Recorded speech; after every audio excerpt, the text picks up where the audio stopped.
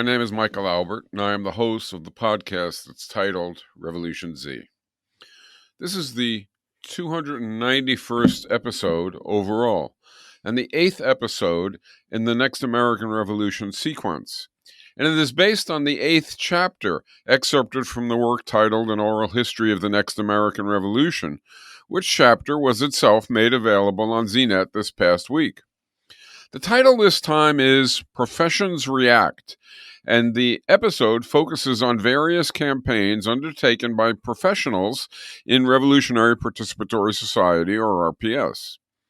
As with each new entry in this sequence, this one too includes spontaneous interjections from me, which I add as I first speak and hear the material aloud to record it for you. But this time I made room for a bit longer interjection to start it off, by breaking the chapter into this part 1 and a follow-up part 2. So first, I interject. What the hell is going on here? Literally, here, in this oral history of the Next American Revolution sequence.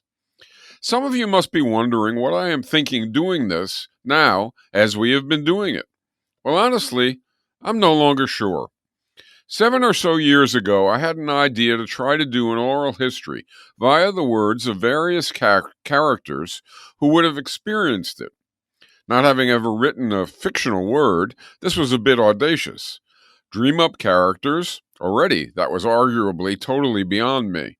Then have them channel my thoughts and feelings into their words, befitting and reflecting their quite different lives and obviously different future situations. Further out on a limb, I went. Then, am I kidding? Channel them channeling me. Back to you, here on RevolutionZ. Okay, experimental puts it mildly, but still, maybe worthwhile. After all, a lesson-seeking oral history of the future, the revolutionary future, that's something to assess, isn't it?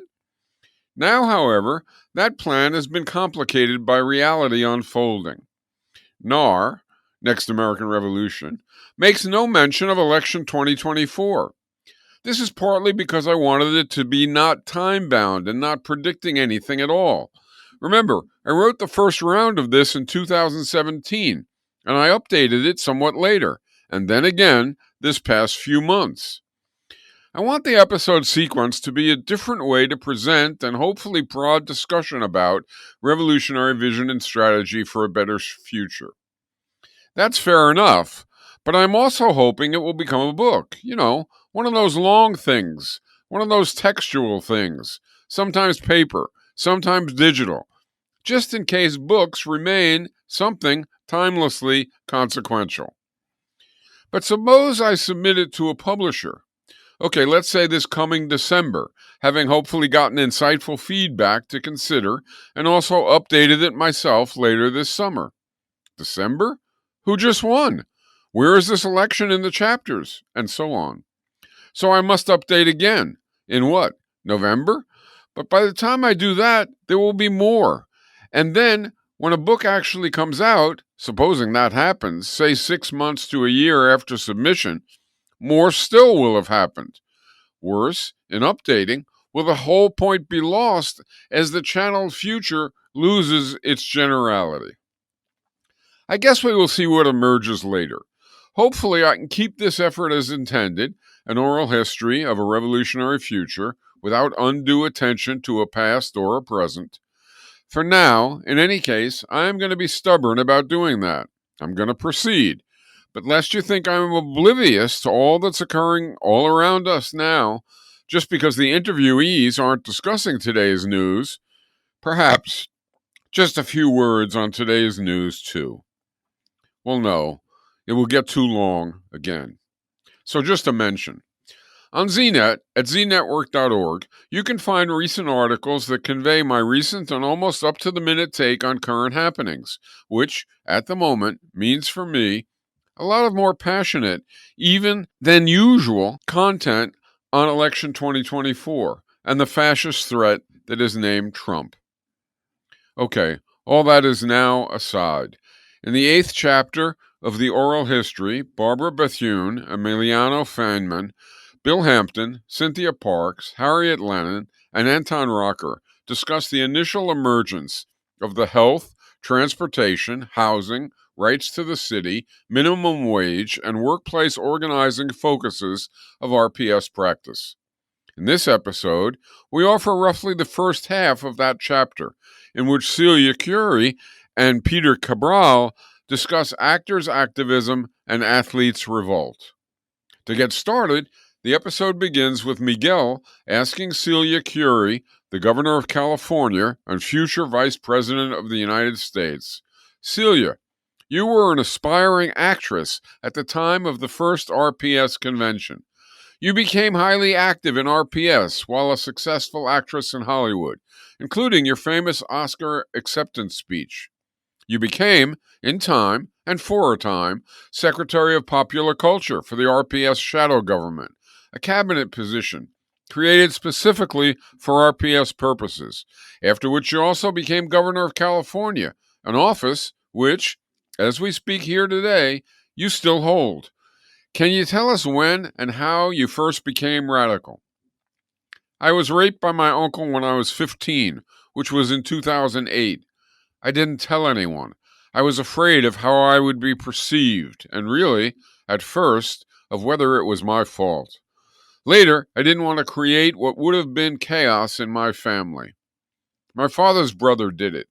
The fallout would be horrendous for my dad, and then for my uncle's family.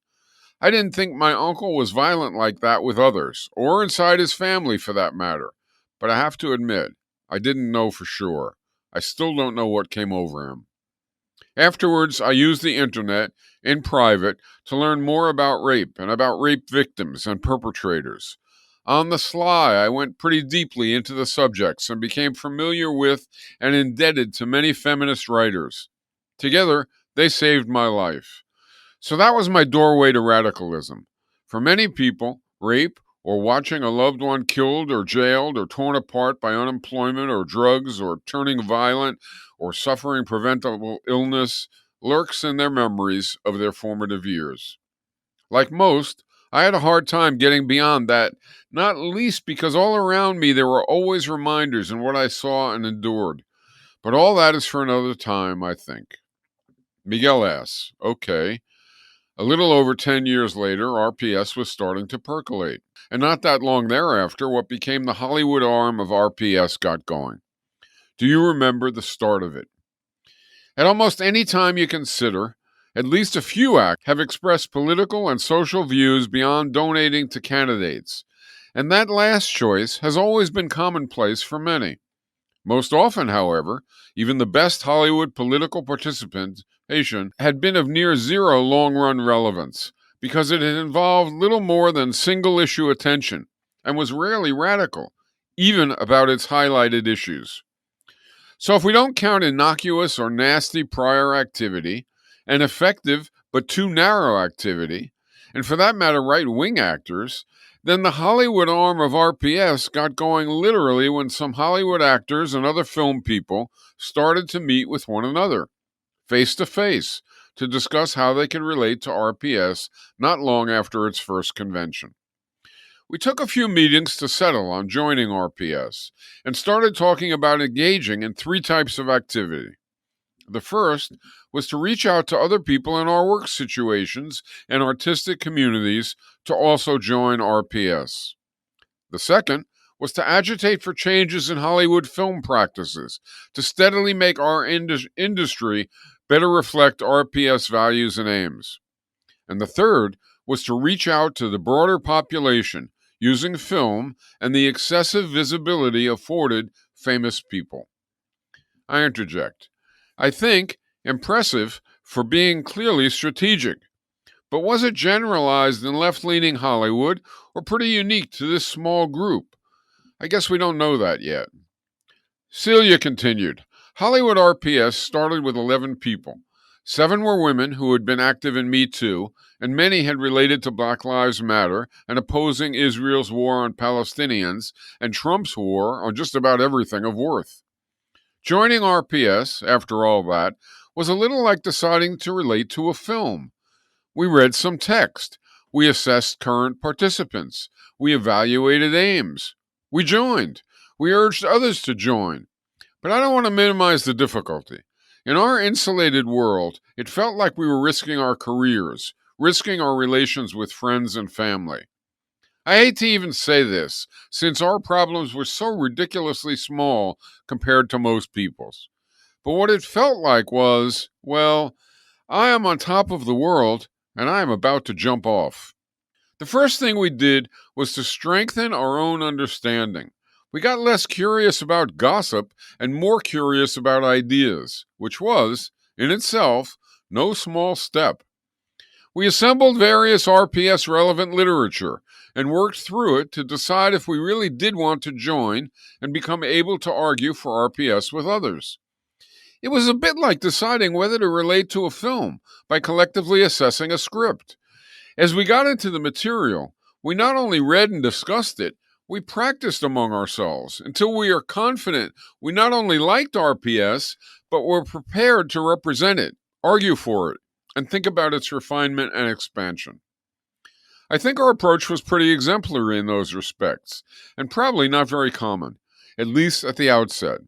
But for us, it was basically who we are and what we do, not the politics of it, but the deciding and rehearsing. At any rate, at that point, we started to reach out to other Hollywood people, and that was difficult, not just because it meant trying to address people's worries, but because one of the foremost concerns we encountered was, why should I bother? To join, people would tell us, they would have to criticize much that they would rather ignore, and they would have to devote scarce time outside their jobs. But where would it lead? This is the kind of thing I would hear. Why should I address what I would rather ignore? It would cost time to relate to RPS. It would alienate producers. It would involve arguing with friends. It would interfere with being a friend. You are asking me to lose a lot. And what would I gain other than a lot of talk, a lot of mutual recrimination? What are you doing other than talking? What would I be doing other than talking? I would answer more or less like this. Producers are already above and against you. Yes, you would get into some arguments. Yes, making friends might become harder in some cases, but also more meaningful. And yes, we are talking, but talking matters. We understand that we need activities beyond talking to relate to, so help us develop some. Do you remember what those were? Asked Miguel. Yes, of course. It may seem strange, but once we really committed to RPS, what we did to expand it and to win gains was so central to who we were becoming that to be only casually attentive was impossible.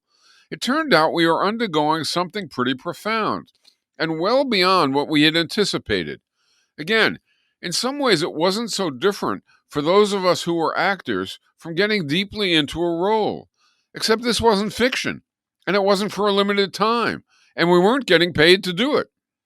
We had been actors, but also directors and camera folks. Some of us were men, some women. Some were black, Latino, white, gay, straight, fathers, mothers, and so on. All these attributes affected how we each saw ourselves. Basically, we occupied role positions in society, like everyone does, and our roles largely determined who we were by the requirements they imposed on us. But upon joining RPS, something changed, mostly without our even knowing that it was happening. It may sound a bit exaggerated, but it wasn't. We were no longer a kind of intersection of the implications of the diverse institutional roles that we occupied. It wasn't that that factor was gone. All the daily pressures of our situations and contracts and the expectations of peoples we encountered, including media, still pushed and pulled us. But now a new factor dominated the whole mix. We were part of RPS. We were being revolutionary, and that quickly rose in prominence to contour everything else. It became who we were at a far more basic and defining level than all the rest of who we had been. We knew progress would be neither swift nor easy, but we didn't dwell on that. So yes, I remember the earlier period, because my relation to RPS quickly became the touchstone of who I was and who I could be.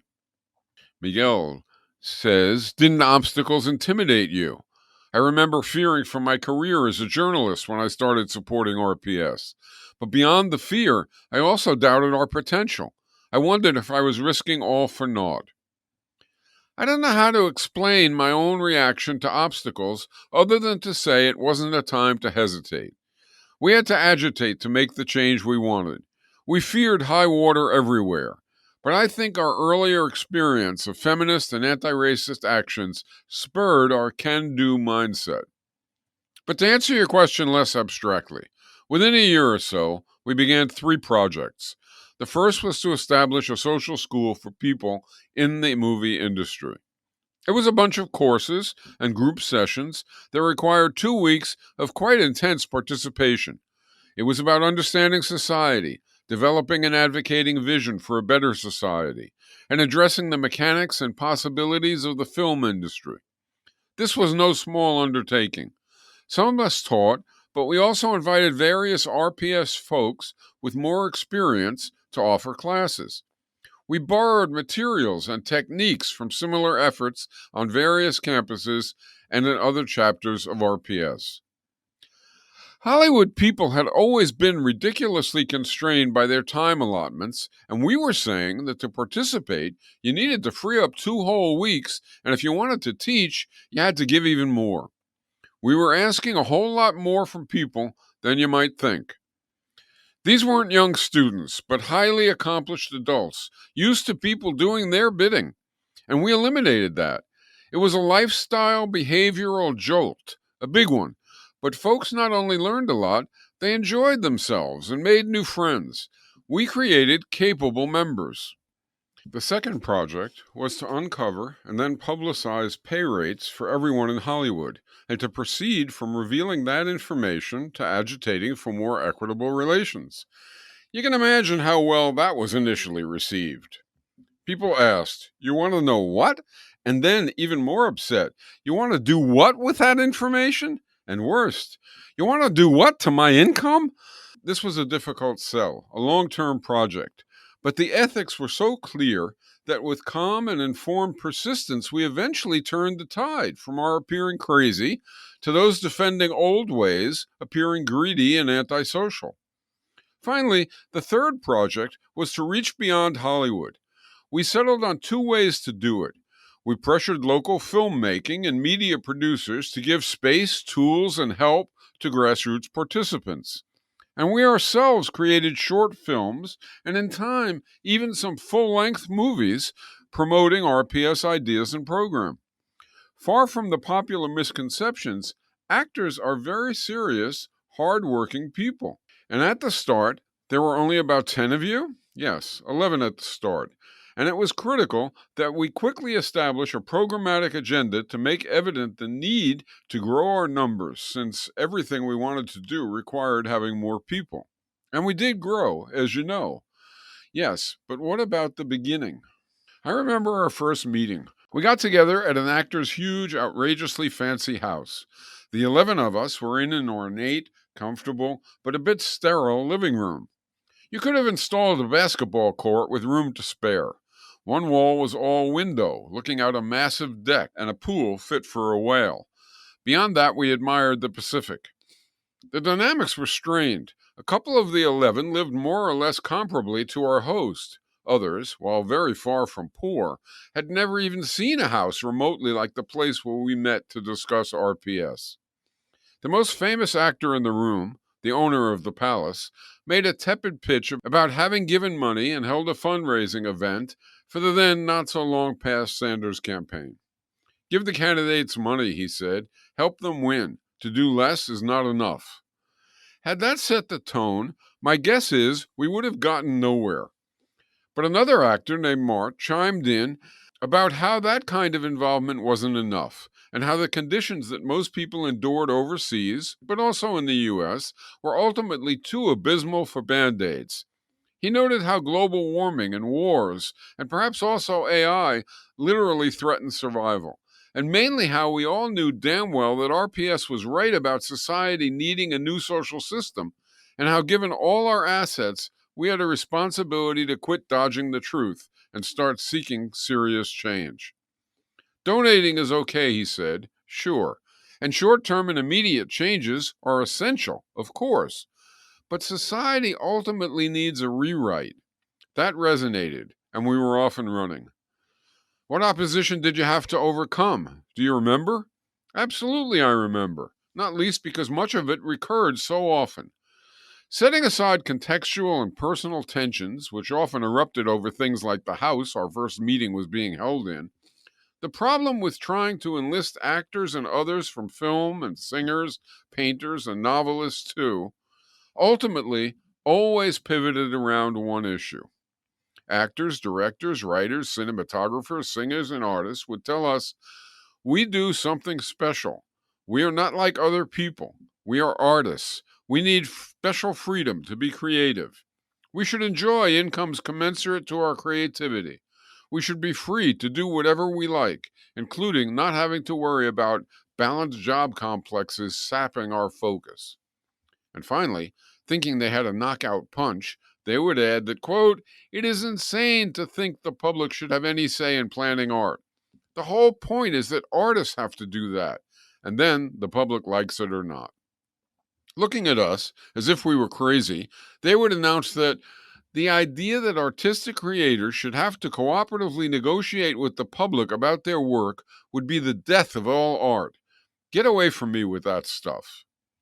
Our problem on hearing their reactions was first to not lash out at their elitism, but then, second, to disabuse artistic people of the conceit that they were uniquely special and deserved special benefits. An artist is creative, yes, of course, but so too is a scientist creative.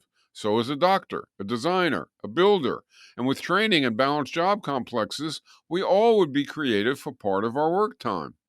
Even beyond that, creativity should be, and typically is, its own reward. What needs to be remunerated is not being creative, but working hard, long, or at onerous conditions. It was hard to get folks to listen and to think about that. But once people did, our progress was pretty steady. And second, we pointed out that saying actors, directors, or other art workers shouldn't have to have balanced work is saying that others who monopolize creative and empowering positions shouldn't have to either, which is saying that we should have 20% dominating 80%, just like now. We wouldn't dodge their point, but would argue that even if balancing circumstances for empowerment would somehow reduce time for creativity, it would still be essential to do. However, we would then add that in fact, overall, it would have no such reducing effect. Instead, having everyone do balanced work would liberate and add to artistic output because it would utilize so many more people's creativity. It would also broaden the comprehension of all those trying to communicate about life and life circumstances, whether writers, actors, singers, directors, or whoever. But belligerent actors, directors, or whoever's still had trouble even hearing the words. They would reply that doing rote work would cut their creativity. Why stifle their creativity for some kind of needless correctness? We would rejoin something like, needless correctness? Is that what you call everyone having dignified work, a fair say, and equitable income? Yes, doing a fair mix of empowering and rote tasks will reduce current actors' time for acting. But everyone doing balanced work will utilize the potential of vast new constituencies. It's time to make progress. Finally, third, we explained that having a new system of allocation to give workers and consumers self-managing say wouldn't mean the public decides what goes in a novel, play, or film any more than it would mean the public decides what research a physicist or biologist does, or how some architect designs a building. It would mean instead that the public decides in cooperation with producers, in this case with the people who compose the film industry, what serves the public, what benefits society, and based on that, how much outlay of social products should go to films, as well as what counts as socially valued film projects, and therefore what people can produce as work to be remunerated. If the public wants no music, well, in that case, creating music wouldn't count as socially valued work. If the public wants some music, but not much, then the number of singers, musicians, and composers who could earn income for creating music would be accordingly low. One could produce or create something not wanted, of course, perhaps even hoping to change the public's mind, but one couldn't call it socially valued labor. Likewise, if the public wanted no novels or no engineering or whatever, but such fears are, of course, utter nonsense. That led to more discussions. For an example, an actor or director would say, "It's insane to think the public should plan arts. We plan it. The public likes it or not. We know what's creative, what we can do, how we can do it. Negotiating art as part of an economic plan would mean I do what others decide. That would end art."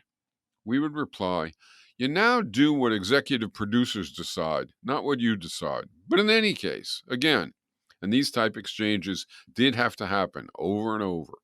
Workers and consumers self-managing doesn't mean the public decide what goes in a novel, play, or film, any more than it means the public decides the research a scientist does, or how an architect designs a building.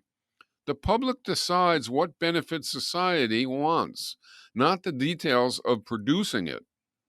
The typical artist thought, instead, but artists create new things. Whether anyone will like them or how much is only known later. And to get valued things, you also have to risk creating non-valued things. And we would reply, that is exactly right. The public doesn't have to understand or appreciate every film or painting, or every song or performance, or every construction method for that matter, or every research project. Much less does the public have to know before they exist that it wants society to have specific art, engineering, and science. What the public really settles on, in light of reports from those who would do the labor, is the amount it wants, which in turn affects, of course, the amount respective producers can produce for income. But what the producers actually produce, they decide. The critic would keep plugging away. But not everyone is equally creative, writes equally, can equally convey emotions and passion on screen, in text, through music, or in a painting. Not everyone is equally smart, fast, or strong either. We are born different. And we would reply, yes, we are. You are correct again, of course. And to claim we have no inborn differences would be absurd, though education and training also matter.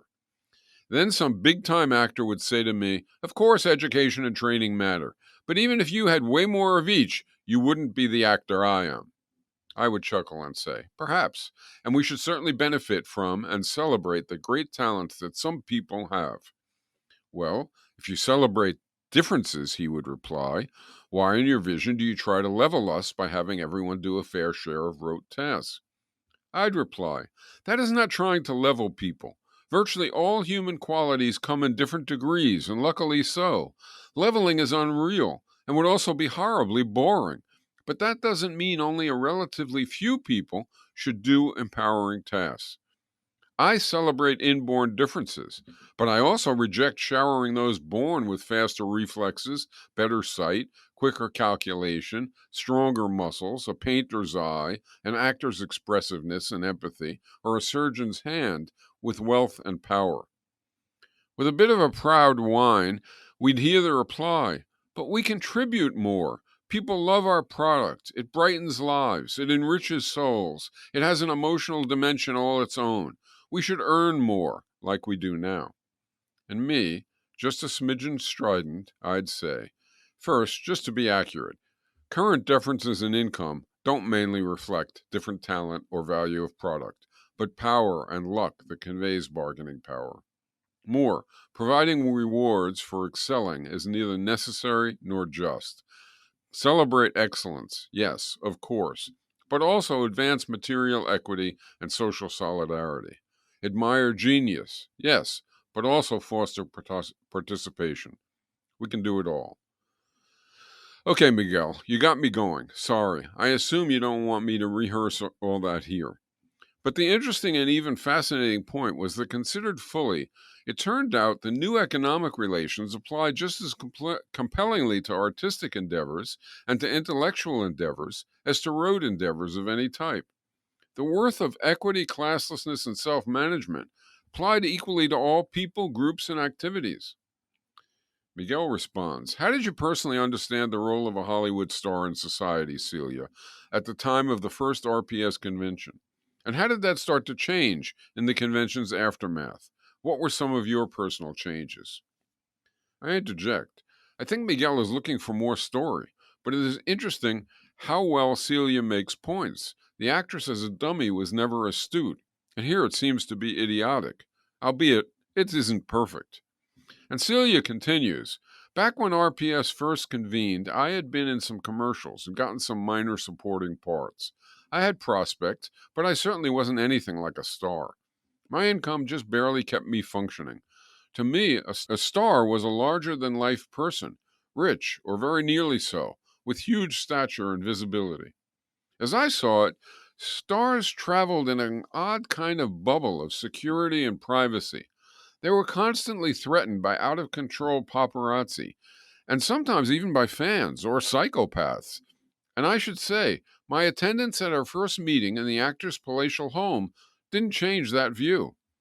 Before long, however, I started to think of Hollywood stars and other renowned artistic creators as being people who, by dint of special inborn qualities, hard work, and virtually always a lot of luck, had gained access to a particular film or TV or art loving audience.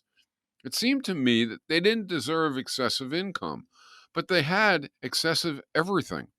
And so I thought these people should either renounce receiving all that wealth, or, if for the moment, wealth had to be distributed in a manner so tilted to their benefit, then okay, until we could win new social relations, they should put a lot of it to social ends. For a long time, many actors and other artistic people of note, like many media moguls and other owners of tremendous wealth, gave a lot away to various causes, some rather silly, but some quite important to real people's lives. And I didn't disparage that as being only self serving, which at times it most certainly was, or only for tax purposes, or for good press, which it also often was. But I did decide that what was far more important than modestly and temporarily marginally mitigating the pains of poverty and deprivation was to try to change society, to try to eliminate poverty and deprivation, and to try to attain equity. What were some of the key events from the RPS conventions to now in the emergence of a new kind of acting and creativity in movies, theater, and all kinds of art? Celia. I think the school I mentioned earlier, which was the first thing we undertook, and which grew dramatically, had a profound effect on broadening the consciousness, skills, and confidence of workers in the industry. It became a foundation for much else. There is an important point about that bears on many RPS areas of focus. One kind of RPS activity was having demonstrations or campaigns about some policy, or hoping to elect some candidate, and so on. But another kind of activity, typically far less celebrated and visible, sought to attract new members and solidify the commitment of existing members, and especially to improve their ability and willingness to hold demonstrations and pursue campaigns really well. Often, the less celebrated, less visible efforts at education and outreach were more fundamental than the gaudier activity. The production of films about social issues, where each film not so much exposed or pleaded on behalf of suffering constituencies, but instead offered clear formulation of positive potentials and campaigns to relate to, was another big factor. Also important was the way those involved related to such projects. The tendency was to contribute ever increasing proportions of a film's surplus revenues to the projects the films advocated, and also to include voices of activists, and finally for the involved film workers and actors to link up with the supported projects in lasting ways, and to urge support for the films and the projects in interviews and public displays, rather than, as was earlier always dominant, simply advocating for themselves. The major dramatic film about RPS, The Next American Revolution, which came out in our early years and which had so many famous participants, foresaw much of what has later happened and certainly elevated RPS visibility throughout the US and the world. But it was also incredibly important because those who worked on it functioned quite collectively. We had balanced responsibilities. We took sensible salaries. That was probably the tipping point event for the industry, not least due to all the Oscars the film won and the incredible speeches we gave on Oscar night. You're being a bit modest, Celia. It was your Oscar and your speech that was so incredible. Well, I had a great role in that movie, and the times were such that while I portrayed a revolutionary in a revolutionary process, and while the intent was to inspire and provoke, nonetheless, the artistry of the script and film was such that I got the Best Female Actor award. And yes, I suppose the speech I gave was a bit of a high point, but please don't exaggerate my personal role. I was in the right place at the right time with a speech a good many people helped craft, and the fact that when I spoke, so many people stood in unity, and in that way guaranteed me time to finish, was also exemplary. In any case, way beyond that film and its impact, and the subsequent Oscar events, we had the great industry strike, long nurtured by continuous agitation and organizing. That was an incredible spur to change and was, I think, perhaps the first time coordinator class members in such large numbers came out so militantly and outspokenly, along with workers, for dramatically reducing coordinator class advantages. We all accepted and celebrated working people's leadership. It not only turned the industry inside out, it helped spur similar soul searching activism in countless other fields, from the sciences to architecture, medicine, law, athletics, and many others. What resistance to all that and the rest of what people like yourself are fighting for remains? Well, as you know, we now have workers' councils throughout Hollywood, and while there are still owners and other officials doing some films the old ways, well over half of today's films are done almost entirely in new RPS ways. There is a perpetual confrontation of the old and the new, where the new is gaining steadily, especially in the commitments of young folks newly entering the fields involved. And this pattern exists as well in schooling and health and many other fields too. But as you say, the old resistance still exists. Indeed, it may only disappear when the people favoring it get too old to themselves persist. Sometimes people retain old ways until farther time intervenes. But far more admirably, of course, many other people leave behind prior views when they witness that better ways, with gargantuan gains for humanity, albeit with some losses for themselves, are possible. So back to your question. We still face two main kinds of opposition.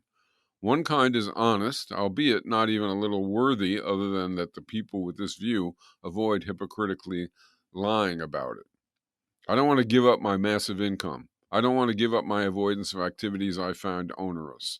I want to defend my coordinator advantages because I like them. That reason is rarely spontaneously voiced, of course, not least because even rich people like to be able to look in the mirror and admire themselves, not to mention to retain relations with their children. So they usually opt for different rationales to hide from themselves the sorry, greedy truth. More commonly, therefore, film industry resistance to RPS has taken the form of assertions that RPS style changes would collapse artistic quality and kill aesthetic motivations. RPS would decimate art and deny those who love films the best possible product. If we make for incomes what RPS calls equitable, or if we eliminate corporate divisions of labor, or adopt cooperative negotiation of economic allocation, these critics assert, it will gut art. These are the same complaints as 20 years ago. The main change is that back then, these naysayers were everywhere, and we had to argue with nearly everyone in the industry, using analogies between racist and sexist nonsense, which was at least pretty well understood by most in Hollywood, and classist nonsense, which was foreign to most. Now, however, the naysayers are few in number, and though the beliefs and analogies are still available and applicable, even more compelling are the huge and singularly successful projects undertaken in RPS style, and the gigantic goodwill and quality these new projects regularly generate. How do you think, asks Miguel, full RPS success will alter artistic creation and performance both for those creating and for those experiencing the products? The audience for all artistic work will be much larger due to people having more time for such enjoyment and inspiration, and also due to their having knowledge that increases consumer benefit. Artistic workers will be like any others. They will not have inflated incomes or excessive power. They will work in balanced jobs in industries that relate to the will of both workers and consumers, where, along with their diverse workmates, they collectively self-manage their involvements. Artistry will still be admired and celebrated, but it won't be excessively enriched. But will there be the high level of creativity and excellence there is now, the high volume of creative output? Asked Miguel. If you go back to the first decade of this century, how much high creativity and excellence was there beyond special effects and exploring the psyches of murderers? But even if we set that aside, it is important to recognize that high levels of excellent art, though important, should not be our only criteria of judgment. Think of it this way. Suppose you are looking at a workplace producing shirts. Do we have as our highest and even as our only aim maximizing the quality and quantity of shirts that come out the door? Well, if we did, why not work people virtually to death and then just dump them in the alley and call in more replacements? Or why not produce tons more shirts than people want? Or why not produce for some rich or particularly shirt-addicted clientele while ignoring those who prefer less expensive but also less exceptional products? None of that makes sense, of course, and we can easily see that. Sensible output has to take into account the implications for those doing the work and for the society receiving the product, as well as for those not receiving other products that could have been produced instead. This is the kind of judgment that RPS's approach to allocation facilitates. And if that means sometimes we seek less output or settle for good output but don't exert to the degree of trying to get better when that would entail too much hardship for those involved or too much loss of other desired products, if it is what people freely want, it is fine. But all that said, in fact, we will continue to enjoy the high level of creativity and excellence there is now, and indeed steadily higher. And likewise, we will enjoy a warranted high volume of creative output. Sometimes social need will call for less, other times for more. But the people working in each industry will be far better able to provide more, and the public will be far better able to enjoy and benefit from more, because the population as a whole will have far more of its creative potentials nurtured and supported. Someone who worries about the decline of art, just like those who worry about a decline of doctoring, engineering, research, or what have you, must believe that the lost output from those previously engaged only in empowering tasks, who now do balanced work, cannot be made up by the newly uncovered, cultivated, and expressed talents of the 80% of the population who were formerly stomped into relative silence and subordination. But that view is no less classist than the person in the past who thought women or blacks couldn't contribute creatively was sexist or racist. The claim of incapacity of blacks and women was nonsense, though it was quite serviceable to those protecting exploiting blacks and women. It even seemed to correspond to the facts. Blacks and women weren't decision makers, just as rationalizations about class seemed to correspond to now. Workers aren't now decision makers, though increasingly less so with the incredible growth of RPS, workplaces, councils, and balanced job complexes in Hollywood. So I would guess that in a fully transformed RPS future, we will have fewer special effects and less emphasis on the psyches and mayhem of murderers, but more creativity. However, high levels of excellent art will not be our only criteria of judgment. Miguel, no doubt you have encountered similar issues in journalism. Yes, quite similar, but also a bit different too. In journalism, in our new society, I believe that there would be no centers of disproportionate power that could bend events and outcomes to their will and compel coverage and commentary to accord with their own self-serving requirements. There would therefore be no reason to expect ideological conformity. Instead, different people would no doubt often have, different views, and sometimes there would be alignments of groups of people that have socially contrary beliefs and desires. No doubt, journalists and other information workers will sometimes have conflicting views as well. Values of journalists and of media institutions would certainly still affect what they cover, judge, and propose, and how they would do all three, as well as why a given individual would favor one commentator over some other. I think in a participatory society, difference and dispute won't disappear, far from it, but the roots of disagreements will reside in honestly different perceptions and values, not in structural biases imposed by massive centers of power and wealth.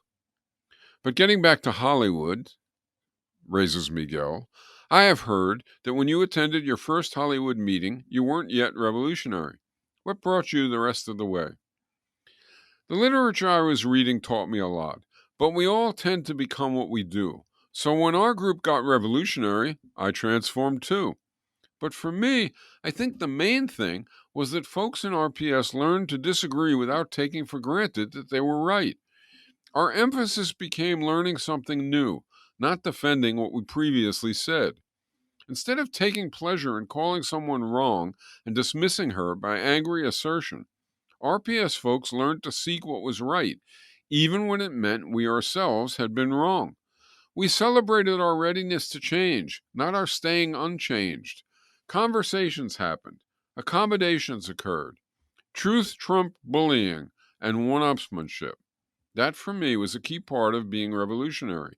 We fought for what we believed, but we were also ready to have our beliefs challenged and changed.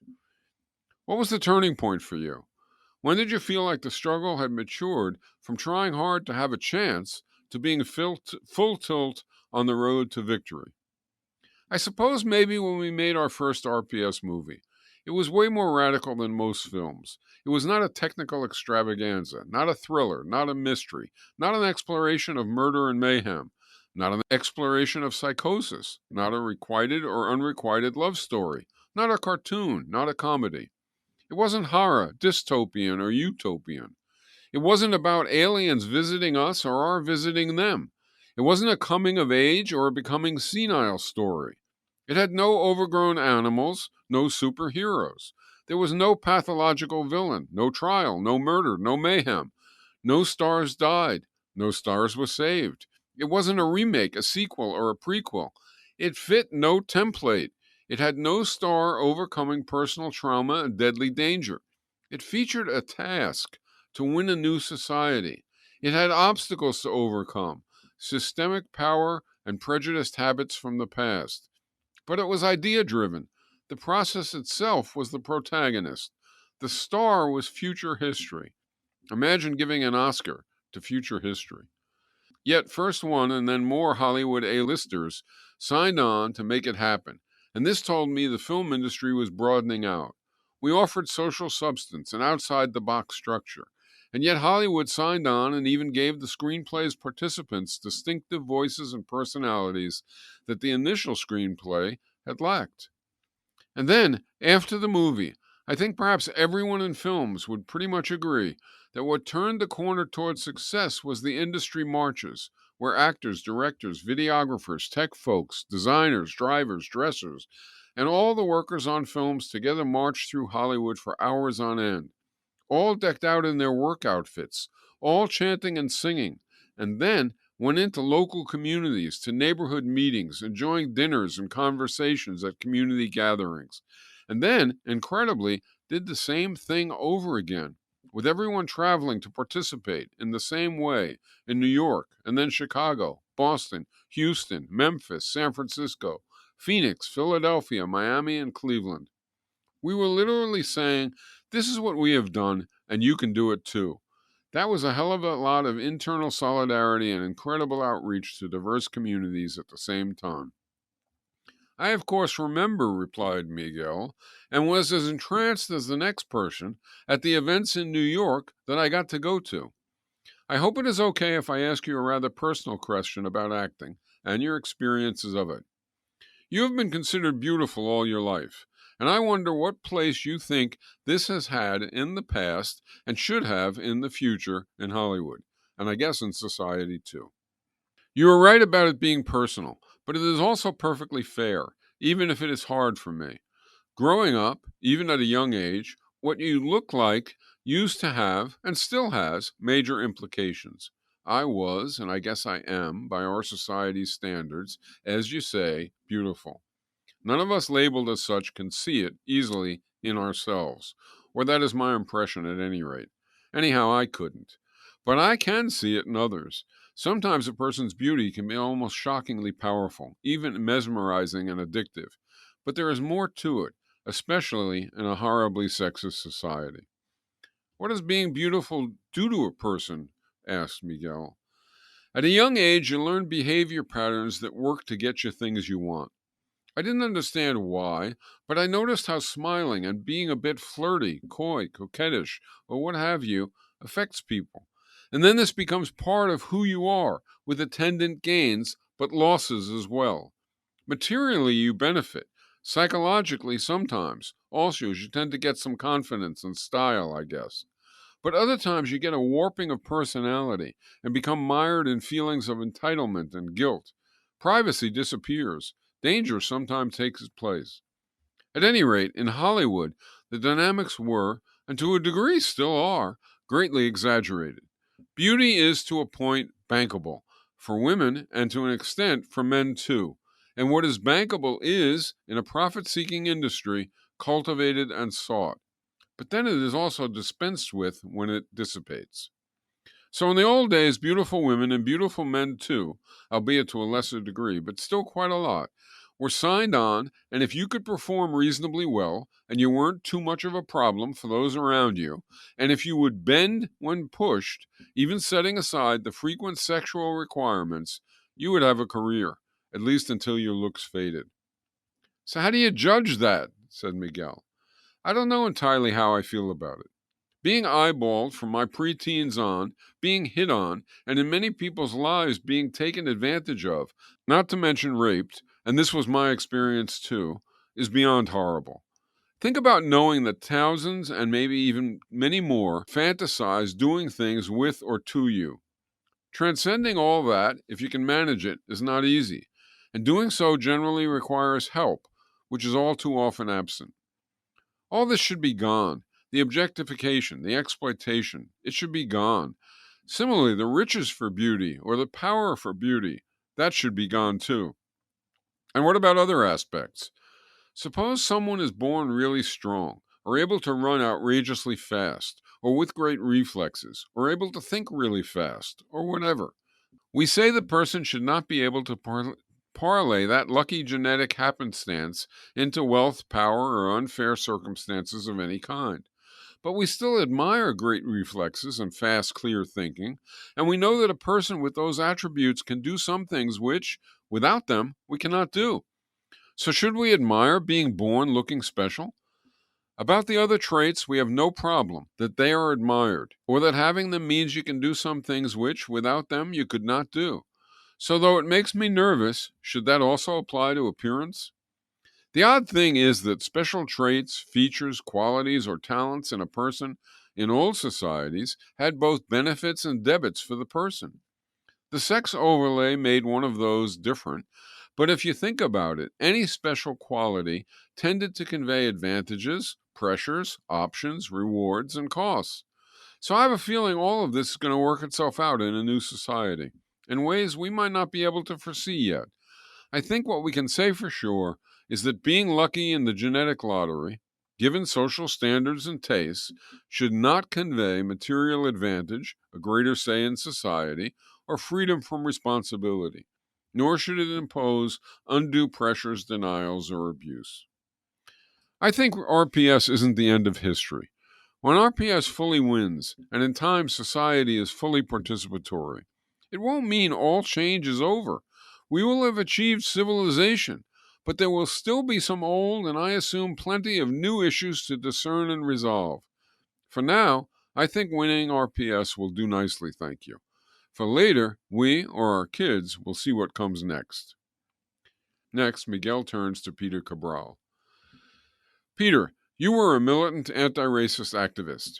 You focused in the years before RPS on police violence and prison policy, including inmate organizing. You were active in RPS from its inception and focused much energy on ensuring that RPS program and internal culture provided seeds of a racism-free intercommunalism. After a time in prison, and not least due to your activism while inside, you became a tireless speaker, organizer, and activist for community affairs in prison and legal change. You served as Secretary of the Interior in RPS shadow government. And with all that, you were also a professional ball player for a time. Long before RPS, some athletes stood up for social justice in various ways. But with the emergence of RPS, things took a very dramatic turn. I am sure a great deal is like the case for actors in Hollywood, but what, in particular, was different? I only know our experience, not the Hollywood version, at least beyond what Celia relayed. But I would guess perhaps the biggest difference was the pressure felt by athletes to comply with old social norms. I suspect, as large as that was for Hollywood folk, it may have been even greater for athletes. You see, an incredible proportion of successful athletes have come from intensely poor circumstances. Once successful, these athletes support not only themselves, but often large extended families of relatives and friends. Also, the educational background of athletes has tended to be less than that of Hollywood actors, though in recent decades that has begun to change. But athletes' sense of entitlement, due to having always been the big star, often from grade school on, and virtually always from high school on, tends to be higher. Hollywood actors often work their way up through hard times, often having been outsiders, ridiculed, lacking work, sharing apartments, and so on. Athletes, and star athletes in particular, were typically instead given all kinds of special treatment along their path. So we have an odd combination. Athletes have lower income origins, often less education, but also more responsibility for others, who they know and who, by way of them, and also by their own past, they have a greater level of connection to criminality and oppressive culture. Plus, they have enjoyed a very rewarded path and been constantly bowed down to and even worshipped. So all that, and no doubt other factors too, have made athletes' situations somewhat different. But what made the situations alike was the feelings of immense worth and specialness that success, once attained, often conveyed, making both successful actors and successful athletes think they fully deserve their, in fact, incredibly excessive incomes and stature. In broad strokes, for both groups, the activist history was similar. Like for Hollywood, a few athletes took the lead when RPS emerged, just as some athletes had not long before related to Black Lives Matter more than other athletes did. But as with Hollywood, instead of relating only as individuals and only as support for others, with athletes, like with actors, directors, and so on, involvement after RPS emerged came in the form of creating a range of athletes' organizations, the big ones being for on-campus organizing by college athletes and for professional organizing that took place in all the large sports. And then, for athletics, there was also the neighborhood organizing that occurred around stadiums and their use, and there was the organizing among parents on behalf of their children and against the cultural deviance of much youth athletics. There was also extensive organizing around safety issues and the organizing for respect and income in semi-pro and minor league and other realms. We knew we weren't going to defeat racism and exploitation by shouting insults at them. We had to organize. The exact substance was different than for artists, too. Athletes often faced very severe work conditions once one took into account their health. This had begun to be recognized with football concussions, but grew dramatically with the emergence of RPS, which in turn fueled lots of resistance. That wasn't true for successful actors. Oscar winners and the many others involved in making films didn't wind up crippled or dead, but athletes did. For star athletes also, to begin to renounce the incredible wealth and status that went their way typically meant challenging the logic of sports itself. It led people involved in sports to think about delinking winning competitions due to performing at a higher level than others from getting more income than others. Of course, this was no different than delinking output and individual incomes all over the economy. But in the case of athletics, it was very graphic. How did you personally understand the role of athletes in society at the time of the RPS first convention? And how did the emergence of RPS affect your views and choices? Well, Miguel, as a successful but rookie ball player at the time, I thought we were a cut above. We had worked really hard with intense focus for years, and we still worked hard to avoid decline. We honed our abilities. We performed under great pressure. We delivered, but some more than others, and I was fine with the idea that income should track those differences in achievement. Of course, in time, I realized not only that it shouldn't, but that it didn't. It tracked instead differences in bargaining power, which differences in output often but not always helped create. I also enjoyed all the perks that society's preoccupation with athletics, and especially with some sports, conveyed, not least access to sexual favors, free goods, endless praise, and so on. Of course, it was all a product of a society so socially skewed that it made sense for people to cater to us, to try to befriend or even seduce us. But that only meant we eventually understood that the whole system needed to change, and not just how we conduct ourselves when reacting to it. So we too had our consciousness raising and sharing of insights, like the Hollywood folks did, and for us too, it was partly about becoming confident, representing RPS type views. But it was also about learning to deal with our ridiculous incomes and with the media. And indeed, much of the early shift in athletes' choices was manifested on those levels, with athletes giving away lots more money, really a huge chunk of their income, not only to charities they liked, but literally to RPS and to other radical political and social products. I remember talking with other athletes about such matters, as among the first times in my life I was actually considering the world around me and my relations to it, and making informed judgments. That's pretty remarkable when you think about it. So I would say RPS propelled all that and more, though I think it is fair to say that the reverse occurred too. Athletes helped propel RPS. What were some of the key events, Miguel asks, do you think, from the RPS convention to now, and in the emergence of a new kind of athlete and athletics? Of course, the boycotts by football players and the political actions of basketball players were big events. But I think in some ways the organizing among student athletes was even more important because it became so quickly rooted in organization and militancy, and it provided a model for the pros easily as much as vice versa.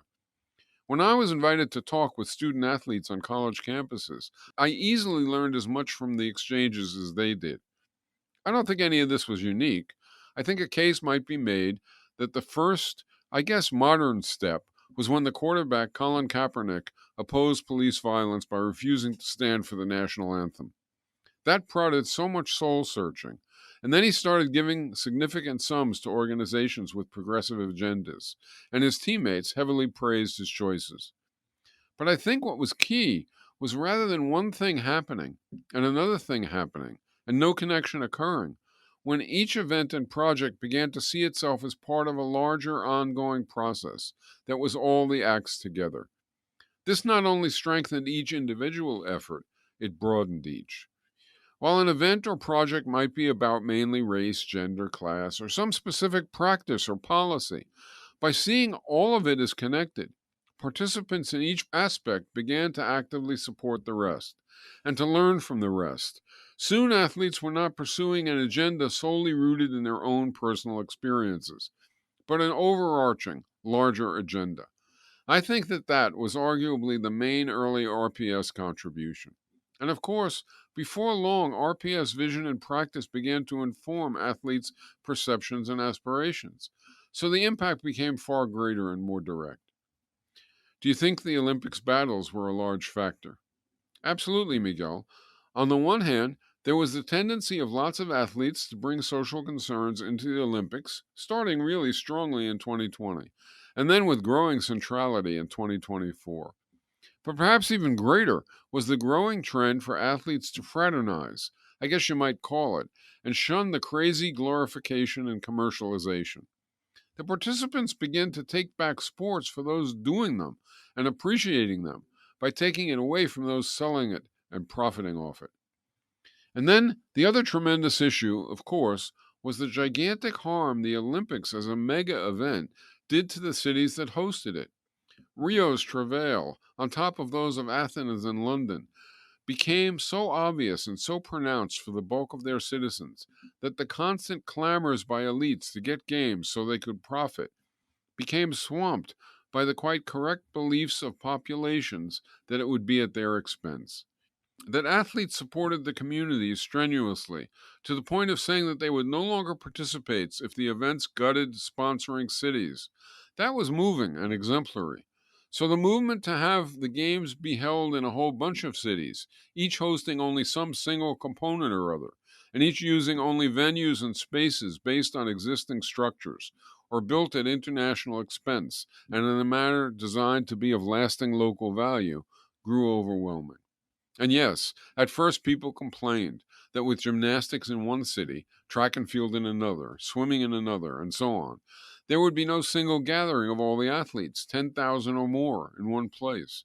We would lose some of the scope of the opening and closing TV events. And that was true. But we would gain a sane and locally beneficial and human-oriented rather than profit-oriented set of events.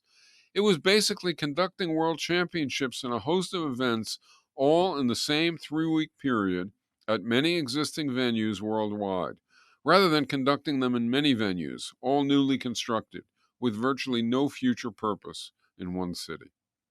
The battle for that, like almost every other battle once the proposals of RPS existed, was indeed partly a battle for going toward RPS. But it was also undeniably beneficial and sensible in the present, and indeed necessary in the present to avoid all manner of catastrophe. So it won in the present, as well as helping push toward RPS in the future. I interject. It sounds like there was a kind of generalized momentum that set in. Good for now, good for later, good to do. I wonder if that kind of shift was operative or becoming operative. At first, RPS was the newfangled thing, the crazy, silly, far out thing, the thing that needed to make a case to be taken seriously at all, or even considered, to be justified, and to overcome resistance. But then, slowly, the tide started to turn until RPS, change, had credibility. The status quo was what needed justification, and change was considered essential for steadily more people. Miguel next asked, how do you think full RPS success in the future will alter athletics for athletes and for fans?